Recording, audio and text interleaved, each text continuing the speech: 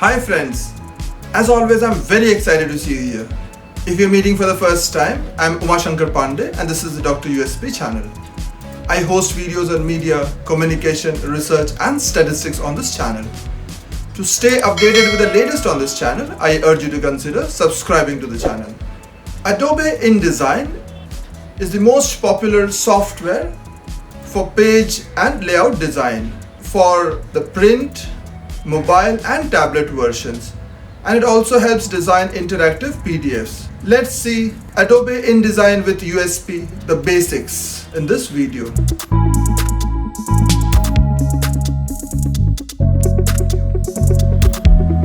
Before we start editing, we need to work on the preferences, general and other preferences. This is the older Adobe InDesign CS2 version. We'll demonstrate on Creative Cloud version today. Generally, the shortcuts and the other things are very similar to the older versions. So for example, if we need to change preferences on the CS2 version, we use the shortcut Ctrl K. And this takes me to the preferences version. We generally need to change on the units. We have to ensure that the units are in millimeters. That's generally what we need to change when we begin. Then we define the document preset. So for example, here I've already have put up a tabloid, so I can just press onto that. So there are 4 columns here. It's having facing pages, and this is how the page looks on Adobe InDesign CS2. Now let's see how it appears on the newer Adobe InDesign Creative Cloud version. I need to go to change the preferences first. So edit preferences, and as we can see here, it's the same shortcut, the Ctrl K. There are quite a few preferences here. The first thing that we need to see is the interface, and it provides me with a number of color options. So the earlier one had the default white option. We'd prefer this medium dark option for a number of reasons, and we have an option to check the match pasteboard to theme color. We have the option of scaling the user interface. So for example, I have put here to the largest possible extent so that the menu and the toolbars, they appear larger. Units and increments. We can see here that it's on picas, and we need to change that to millimeters. Both the horizontal and vertical. That's important because our measurements will be in millimeters. We open a new file and it asks me to describe this document preset. So it asks me whether it's a print, web or mobile. So I'm designing for the print for today. Page size, will keep it as a tabloid. We can save this here. It's there on the right side. It says save document preset. So I'll just name it as tabloid and I'll save it. I begin with 4 columns. The gutter is already defined as 4.3 millimeters. I can make it shorter if I want, so I can make it to 3 mm. The other things remain the default ones. So I'll just press OK, and this is what the document looks like. The first thing you must have noticed here is that this looks a little bit different from the older InDesign interface, where here is the menu, and before that we have the objects panel, and here is the panel, and then we have the toolbar over here. In the new interface, we have the panels here on the right side. The properties is there on the right side. We can see there's no object properties box over here. We have the menu, and it's just as it was earlier, file, edit, so on and so forth. One thing you must have noticed is that the page is white, and that is why a medium dark background is very easy on the eyes, and it also highlights the page itself. This is a very good default color that we can start with. All these options are there. We can define whether we want facing pages and how many pages we require. So for example, if I'm designing a 4-page tabloid, I can put it right way here. I can also save this workplace, and I can name it master class, for example. And all my panel and menu customizations will be saved in this workplace. So if I come back here, I will get the same things over here. There is an option to add pages here. So I can create new pages from here itself. So I can see that we have put in 4 pages here. So to draw in a picture, there are 2 options basically. So we can draw a rectangle frame here, and then using Ctrl D, we can bring in a picture over here. There are the 2 selection tools here. One is the direct selection tool. So if I click onto that, it will take me inside the picture. The other is the object selection tool. So it has selected the objects, and we can see the rectangles at the end. If I want to extend or decrease that, I can see that the picture remains constant, only it's being cropped.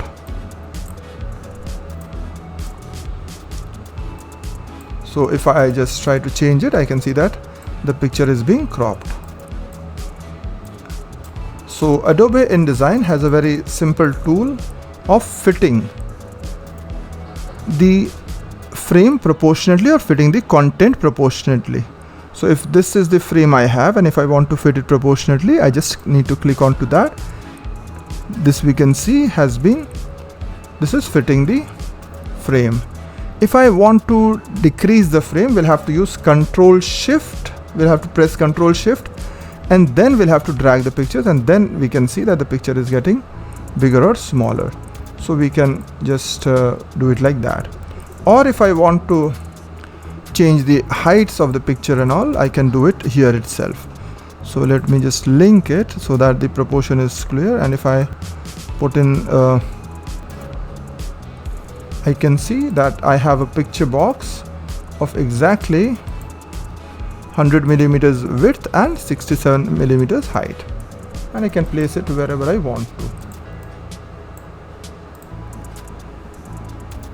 There is the option of using W.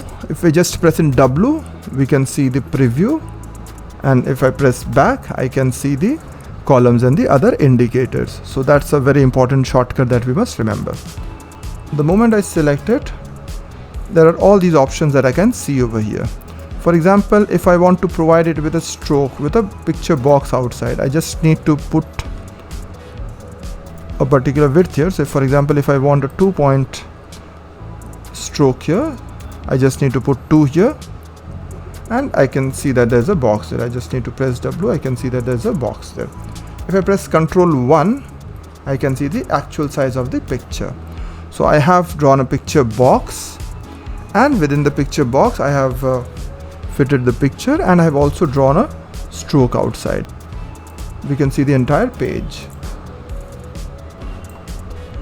There are many ways in which we can draw text boxes. The simplest is to click onto this T the type tool here and to draw over a box here. And let's type in something there. Once I click in here, I can change its values through this panel.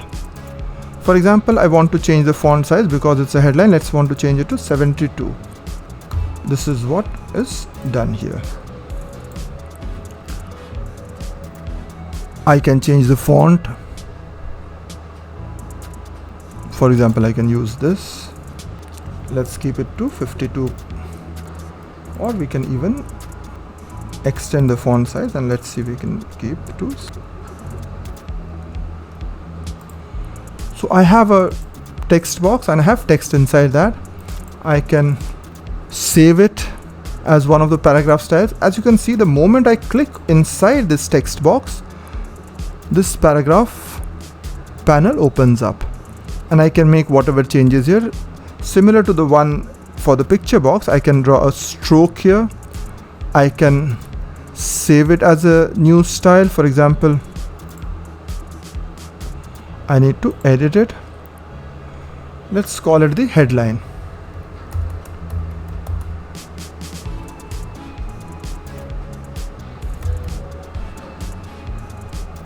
So this is how we'll work with style sheets, but right now I'm just saving this style as a headline. I can provide the characters here, so for example the font and the font size and everything, and I'll just save it. So this is one of the paragraph styles which has been saved. So if you just click on the drop down here, you can see that the headline is a paragraph style which has been changed. I can add colors to it, so I can just click onto that, and if I just click onto fill here, we can add color here by right clicking on. We go to text frame options, and it provides me with a number of options. I can change the inset. As we can see that this text is just aligned right at the end, so I can change that. Another thing that I can do here is the vertical justification. This text is aligned right at the top of the text box. I can center it. As you can see that this has been centered, and we can also work on the right click text frame options. We can also use the shortcut Control B for that. And then let's change the inset. Let's link the inset so that all the ones are the same. So for example, if I want the inset to be 1 millimeters all around, so I'll just put 1 here. I've linked it, so all on the top, on the left, on the right, and then the bottom, the inset is 1. We'll see that the text will come inside, and it has come a bit inside from the left. So this is what we can do with text. We can also flow in text from a text box, and then we can fill with placeholder text. So if there is no text and I'm just trying to draw a dummy, I can use this fill with placeholder text. So this has been filled up. If I want to change the number of columns here, I'll just go to text frame options. As you can see here, right now we have just 1 column. If I want to divide that into 3 columns, for example, the gutter is big. If I want to make it smaller, I can make it smaller. And let's see this. So I have divided this into 3 columns. Let me see the entire thing. Yeah, I can take it to any place that I want. I can even increase the text box.